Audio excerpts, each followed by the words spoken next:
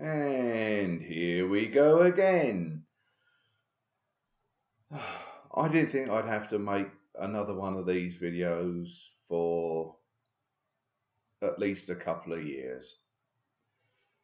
But having just come back from a hospital appointment at the rheumatology department for another physical health problem that I've got,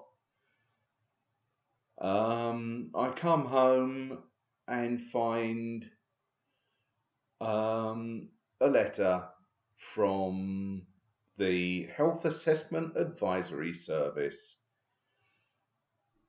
with a capability for work questionnaire. Now, I've just looked up the date of my last assessment, which was the 10th of August last year. Now, my reason for being on benefits is because my mental health is quite poor. It's not going to get any better, especially in the last year, seeing as I haven't had any help from the mental health service in my local area.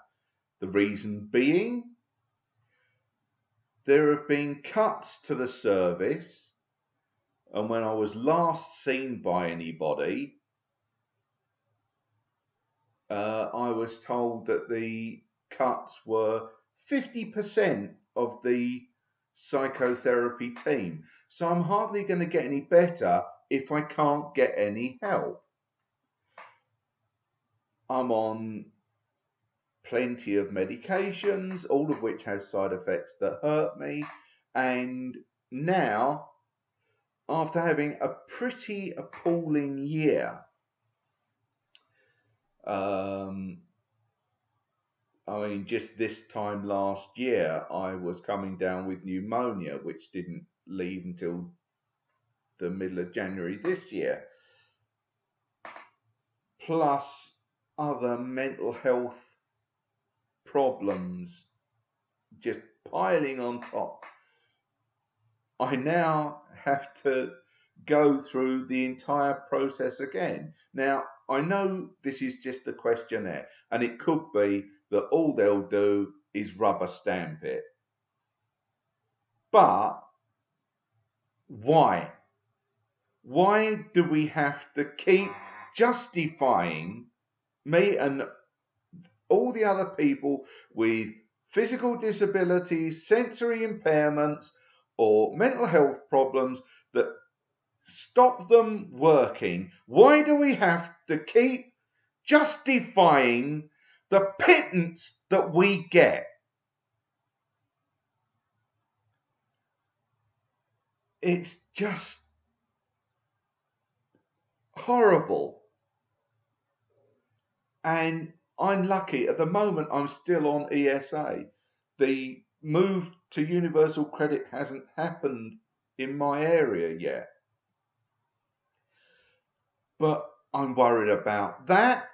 I'm worried about my mental health generally anyway, and the physical health problems that I've got, the pain that I'm in all the time, the headaches, the migraines, everything else that comes along with the problems I have. And now they just decide that they're going to pile on more shit. And if I don't get this form filled in by the 14th of January, they'll try and stop my benefits. And even if I do, the chances are they're going to try and stop my benefits. It's just a never-ending parade of stress, anxiety, and I have to say, pure anger now. Because I had 2 assessments within 6 months, or at least within the year. May not have been 6 months, but the process for the second one started within 6 months of the first assessment I had, which was a PIP assessment. The next one was a work capability assessment, or the ESA assessment. And now I've got this other assessment starting. It's not fair. Don't we already suffer enough? And it's just sickening. It's, as soon as I saw the letter, it's in a white envelope, not a brown envelope, but as soon as I saw it,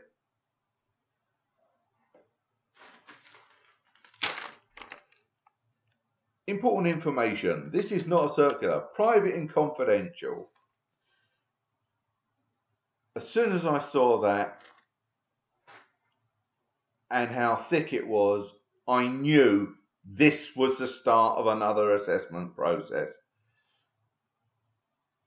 And now the problem is, all the people who could have helped me, all the services that could have helped me, I can't go to because they're all either gone or they have become triggers for my mental health. And now I can't get my form photocopied, which I suggest everybody does if you get one of these forms. Photocopy it. I can't get it done for free now. I now have to go and pay for it to be done. So that's more money out of the pittance that I get that I can't really afford to spend out. But I'm going to have to, like everybody else who are on these benefits. It's sickening. It really is. And I never feel great, but I was feeling okay.